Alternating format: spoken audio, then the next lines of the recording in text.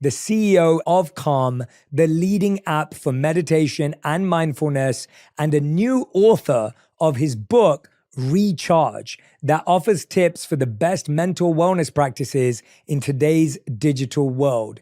The book has interviews with rappers, rebels, and innovators as he travels talking about stress, burnout, and feeling drained. If any of you are feeling stressed right now, this episode's for you. If you're feeling drained from work right now, this episode's for you. And if you need to recharge, this book and episode is for you. Please welcome to On Purpose, the CEO of Calm, David Koh. David, it's great to have you here. Thank you, Jay, for having me here today. I'm so excited. I'm so excited because I really feel like ever since we met, I felt like we hit it off. Right away. Yeah. Yeah, right away. Yeah. And I've been fortunate enough to have you interview me so many times. So I'm glad I get to repay the favor this time round. And I wanted to ask you, just to get our blood boiling, just to start with some fun, I wanted to ask you, David, what's something that you're not calm about? I think there's a lot of things that I'm not calm about throughout my day. I will tell you right now, I am in the throes of my oldest daughter applying to colleges. Even though I try to appear very calm in front of her and cool and collective, and you don't want to be like a helicopter type of parent.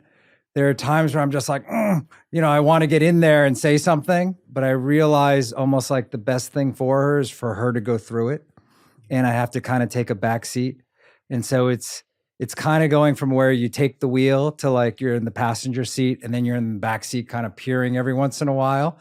But I can't help myself from like, I don't know, when she first learned to drive by like saying, oh, I'm stepping on the brake here and there, right? But that's one thing right now that is probably a little stressful. Yeah, no, I can imagine. I read a study that said we process around 72 gigabytes of information per day. Yeah. Which the research likened to reading Tolkien's The Hobbit every single day. That's nearly 96,000 words. Right. And you think about that and you go, no wonder we're overwhelmed. No wonder we're burnt out. No wonder we're stressed. And you have this really brilliant analogy comparing the brain and our mind to a battery. That's right. Walk us through this because I really like this in your book, Recharge, the way you break it down and explain it. The Recharge came from a good friend of mine. And we were talking about mental health. And I just asked her, I said, how's it going with your kids?